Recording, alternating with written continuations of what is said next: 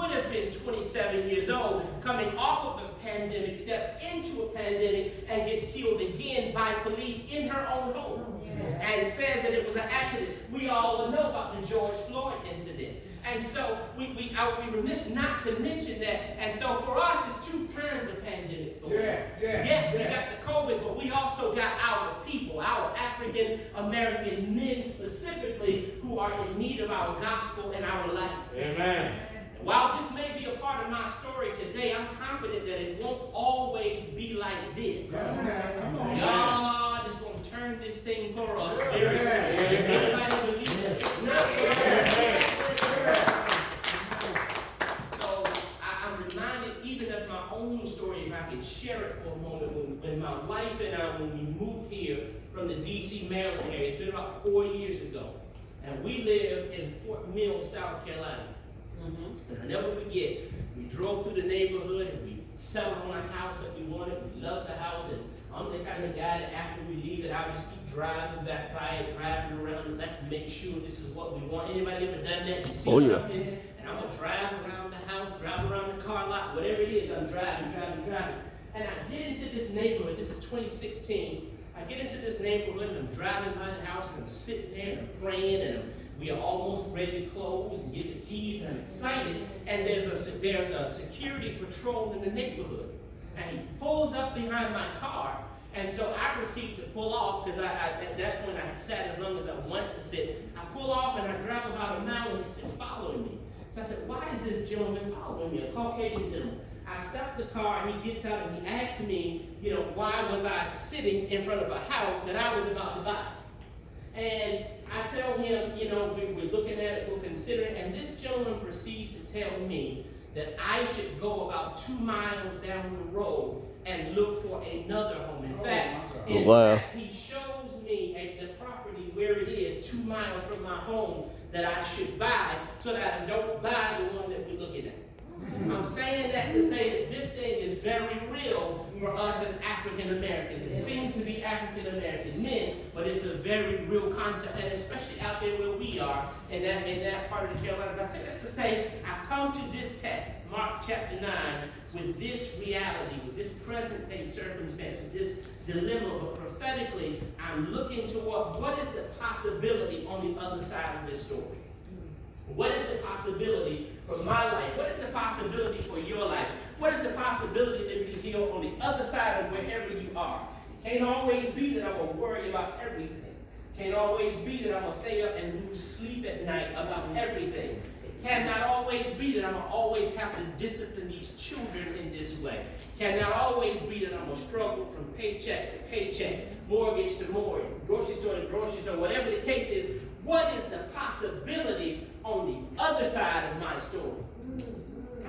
This text shows me what God says, even though the circumstance is what it is for this brother, there's a possibility on the other side that I'm going to do something great for him. Why? Because all things are possible. Somebody shout, all things are possible. All things are possible to him that believes. We get into this text and we meet a man. This text opens, and I didn't read verse 14, but we meet a man. We meet a responsible man. Mm-hmm. We meet a man that does not tear down, but a man that builds. All right. Amen. Mm-hmm. We meet a man that is deliberate about building up other people. Yeah. Possibly he was a black man. Hello. We meet a man that's not always criticizing, but a man that is encouraging. We meet a man that honors his black sisters and his black women. We meet a man that's not in the street looting and not in the street looking for trouble, but we meet a man that's standing now in the gap for his son. He's standing in the gap for his child. The story says that his son has what the Bible calls a deaf, dumb, and a lunatic spirit. That's what the Bible calls it. Now, I dare not say that about anybody in here or anybody's child, but this man is dealing with something where his son will not stop jumping into fire pits and will not stop jumping into water. And sometimes, even though, we may not be deaf, dumb, or lunatic, there are some spirits that we have to deal with. Some things around us that I can't figure out why these things will not stop happening. I can't figure out why I won't stop arguing with people all the time. I can't figure out why I won't stop worrying all the time. I can't, whatever the spirit is, this is where the man is with his child. And I can imagine it's a different circumstance with your child altogether. Yeah. Anybody, all the parents in here, let me see your hands of parents in here. You mess with our child, you asking for a different kind of fight. You mess with our children, and you're asking for something that I might even put my life on the line for, because no matter what the child's conditions are, the man said, I love my son so much that I gotta see him better. I gotta see him healed. I gotta see what the possibility is on the other side of his story. And so we come to the text with this in mind, and we come to the text with God saying that this thing is possible. There's something that can happen. And I said, God, show me what's possible in the middle of this pandemic. Show me what's possible as I watch protests. Show me what's possible as I look around and I see COVID-19 impacting. Show me what's possible when some of us are not gathering and not able to gather. Show me what is possible after all of this is over. Anybody want to know what's possible when this is done? Show me my life when this is over. Show me, because there's sometimes, God, I want to know, where are you? Where are you? What are you doing? How are you moving? Why is this happening? Anybody have those kinds of questions?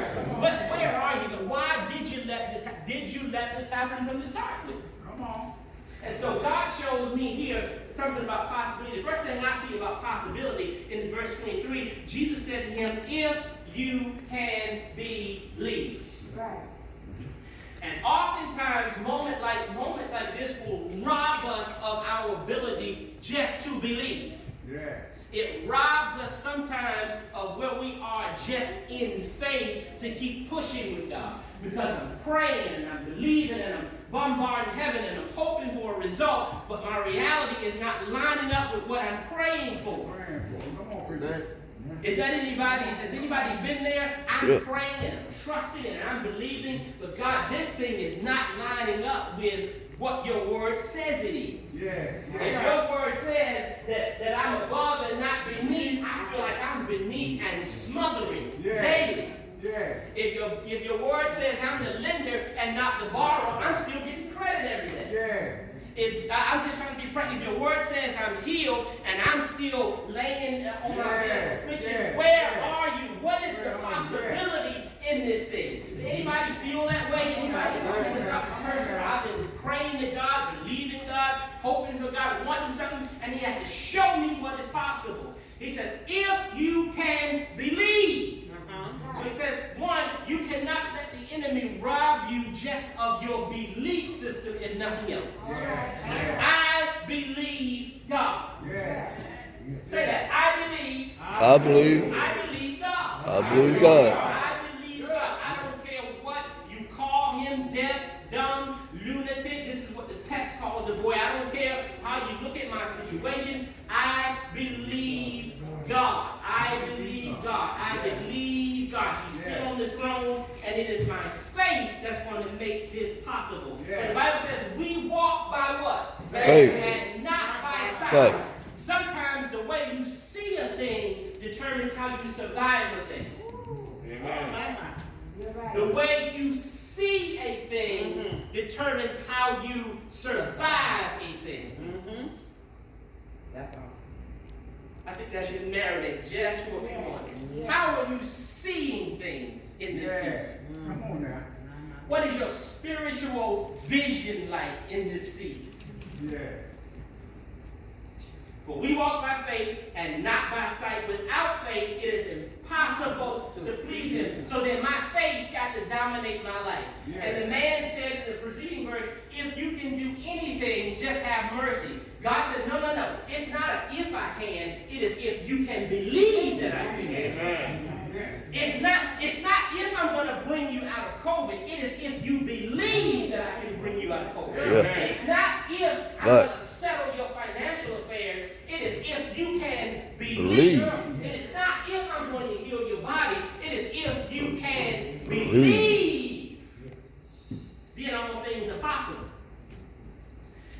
I'm reminded of, think about the woman with the issue of blood. Once she touched Jesus, after she pressed through the crowd, Jesus tells her, go your way because your belief, your faith has made you well. Y'all remember that? There were 10 lepers and Jesus healed all 10 of them, but only one came back to say thank you. When he came back to say thank you, Jesus said, go your way, your faith has made you whole. There's a difference in being well and being whole. So God says, Liberty Hill, what I want to do through your faith, I want to make you whole in this season. I want to make you whole. I want to make you whole in your home. I want to make you whole in your career. I want to make you whole with your children. I want to make you whole. It's possible. All things are possible. Second thing I saw is the man says, Lord, I do believe, but help me in the areas where I'm struggling to believe. This is where I feel we find most of our lives. And maybe I'll speak for me. Help me on the days that I struggle to see my faith. Help me on the days where I'm struggling with unbelief. God says if it's going to be possible, you got to cry out in this hour for the help that makes it possible for me to deliver. Amen. You got to know how in the midnight hour to get in there and cry out to God and say, God, I do believe, but please in this hour, help my unbelief. Amen. God, I do believe that you're on the throne and you're fully in control and all these things that are happening, but help my unbelief. Liberty Hill, don't get caught in the unbelief space in this season. Amen. He tells the church in Revelation 3, he says, I don't want you to be lukewarm. I don't want you to straddle the fence. He says, I'm spewing churches like that out of my mouth. He said, but I want you to make a decision and ride with me all the way in faith. So he says, cry out, help me in the areas I do not believe, and make this thing right. It's right there in verse 24. Immediately the father of the child cried out and said with tears, Lord, I believe, but help my unbelief. Amen. Are there areas in this morning where you just need God to help your unbelief? Amen. If we can really talk and we can all be human and we can share our experience, there's some areas, God, you got to help me in this season. Amen. I don't need the help of a banker. I don't need the help of a creditor. I don't even need the help of a doctor. God, you got to respond in this moment to where I'm struggling to believe. Amen. Amen. God says this, I am a rewarder of them who diligently seek me. So guess what? The more you seek, the greater your reward is about to be. That's the good news here. The more you seek, the greater the possibility is about to be. You don't even know what God has in store. No eye has seen, no ear has heard. But it is possible. Why? Because all things are possible to we who believe. Embrace the impossibility. The last thing he showed me was certain possibilities, certain things that are possible in the spirit come through fasting and praying. So the disciples said, Lord, he brought the child to us. Now, prior to this, Jesus is on the Mount of Transfiguration. He takes Peter, James, and John. They go on the mountain, and Jesus transfigures himself. Right? It's like a bright light white from heaven. It's the second time that God says, this is my beloved Son in whom I'm well pleased. First time he said it was in the Jordan when Jesus was baptized. But he says it again to him on the mountain. So Jesus is on the mountain with Peter, James, and John. They want to stay on the mountain and build a tabernacle.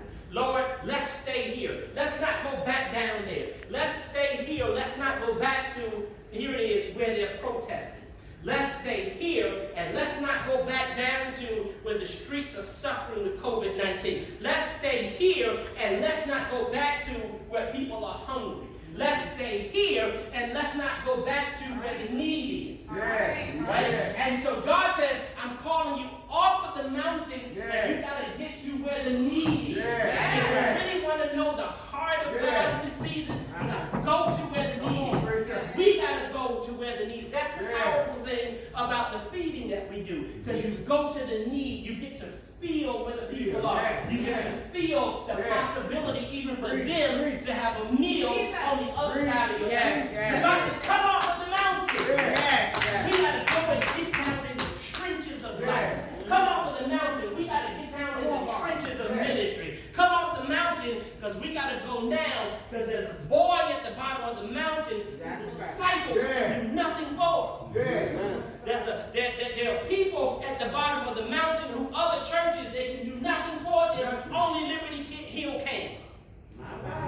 You Amen. gotta believe that about you. Yes. And so he says, the disciples say, Lord, now why couldn't, when they get out the mountain, they said, Lord, why could we not do it? Jesus said, because you did not believe. There's one text where he tells them, if you have faith, just the size of a mustard seed, Yes. then you'll say to this mountain, go this way or go that way. Yes. And wherever you command the mountain to go, that's where it's going. That's where it's going. Wherever you command sickness to go, that's where it's going. Yeah. Wherever you command your finances to go, that's where they're going. You got to be able to speak this out of your mouth. Wherever I declare that my house is going to be, that's what it's going to be. My house will be peaceful. I decree it and I declare it to be so. My home, my job will be sustained. I won't be unemployed. I won't lose my mind. I won't lose my job because God says you decree that out of your mouth. Yeah. And so they said, why could we not cast this thing out? He said, because this kind right here only is going to go by fasting and by praying. Come on, man. And I am, sometimes I believe that we have come up on what I call a this kind. That is to say that police brutality is a this kind. Y'all with me? Am I helping anybody? That is to say that some of the things we see in our world is what I call a this kind. Notice that's what Jesus said. This kind, this particular type of circumstance, this particular trial that you're in, this particular moment. Because whether we want to know it or not, when a moment happens nationally, it affects us personally. Yeah. So your personal life is equally called to the platform, just like the national crisis is. So it is a this kind type of moment. And it is a moment that God says, I need you to fast and I need you to pray. Yes. I need you to walk away from the grocery store shelves and I need you to fast. I need you to walk away from the TV screens. And people, this is where sometimes we struggle and people have a hard time with it. But this is what the word of the Lord says. This kind, if we're going to see miracles, if we're going to see signs, if we're going to see wonders, if we're going to embrace the new possibility, this kind only goes by fasting and by praying. Come on now. Come on now. I am in full support of all protests. I will go protest with the best of them. But some things are still only going to happen when the Lord's church in here fast and pray. Amen. Y'all believe that? Amen. Jesus says to them, reason you couldn't cast it out was because ain't nobody fasting, That's and right. nobody's praying. That's right. Preach. Now I'm talking to the disciples. I'm not talking to you as much as I'm trying to provoke thought. What is one of the greatest challenges that is buffeting your life? Yeah. What is one of the things you get in your mind that's trying to come up against your life? Outside of all the national things, personally, where are you? Personally, where are you? Am I struggling with my own vision? Am I struggling with my own finances? Am I struggling with my own children? Am I struggling to make things happen day to day? That is this kind that the text is talking about. It's only going to go by fasting and by what? Praying. So, embrace the new possibilities. One, you got to believe. It's not a matter of if. The man said, Lord, if you can do anything, have mercy on me. Jesus said, no. This is not a season to take a chance on me. This is a season where I'm a guarantee. Ooh, I just really heard God say that. He said, I don't know who I'm talking to. He said, but you're not taking a chance on me in this season. You got a guaranteed outcome. Yeah. Who am I talking to? You're not taking a chance by going back to try it again. You're not taking a chance by doing it over again. You might have failed the first time and it didn't feel good the first time. It might have seemed like I wasn't with you. He said, but this time it is a guaranteed outcome. It's not if I can have mercy. It is if you can believe. If you do, then you can embrace this new possibility. He says in verse 24, but just in case you're still struggling, cry out to me and let me help your unbelief. Because what's going to move us forward for the rest of this year and the rest of our life, it's going to be our ability to walk with God in faith. Amen. Nobody has seen God. Nobody Bible specifically tells us that, and we who worship him, we worship him in what? Spirit and truth. So when I do things in spirit, I got to do it by faith. God, I ain't seen you, but I believe you're just as real as this podium that I'm touching. God, I haven't touched your feet physically, but I believe that you're walking with me every day, just like my wife is walking with me. I have not touched the nail prints in your hand, but I believe you got me in the palm of your hand, just like I hold my child in her hand. This is the kind of faith. God, I don't know what you're doing, but my faith says I'm going to follow you to the finish line. I'm going to follow you because I know I got a guaranteed outcome. God says you're not taking a chance on me. You got a guaranteed outcome this time. And whoever it is, somebody got to go do something today, this week. Somebody got to go back to the drawing board right now and watch God for the guaranteed outcome. Watch God for the new possibility that's about to happen. The last thing he says about embracing that possibility, as I go to my seat, we got to fast and we got to pray. Amen. Some things, this kind, you're not going to make enough money to get out of this one. You can't work enough hours to get out of this one. You can't get enough degrees to get out of this one. You don't have enough relatives to get you out of this one. You don't have a job that pays you enough money to get out of this one. You don't have enough capacity to get out of this one without fasting and without praying. Jesus said that's why you could not do it, because there was no fasting and there was no prayer. Is that what he said? Amen. And that's what he says to us. That I need my people in this hour to please. If my people, I say it again, will call by my name, will do what? Humble themselves. Seek my face. Turn from your wicked ways. I'm going to hear from heaven and I'm going to do something on your behalf. But if you don't fast, at a minimum, you got to pray. You got to pray. So let's embrace the new possibility. All things are possible. There's a brighter way, a brighter side to Liberty Hills ministry on the other side of this pandemic. Let's embrace the possibility of how we do ministry. Let's embrace the possibility of the thousands of souls that we're going to impact. You got to see, I have to go prophetically and lead for what I call from the future. That is, I got to see something ahead and lead us to it from a futuristic kind of place. I see the possibilities in your life. I see the possibilities for your family's life. I see the possibilities for you, bro. I see the possibilities for you, sis. I see your possibilities, and God says, embrace them, believe them, cry out in the areas where you're having trouble believing them, and then pray to me and watch me perform them on your behalf. Lord, help us to embrace what is possible. In Jesus' name, that is the word of the Lord this morning from Liberty Hill. Can you clap your hands and celebrate?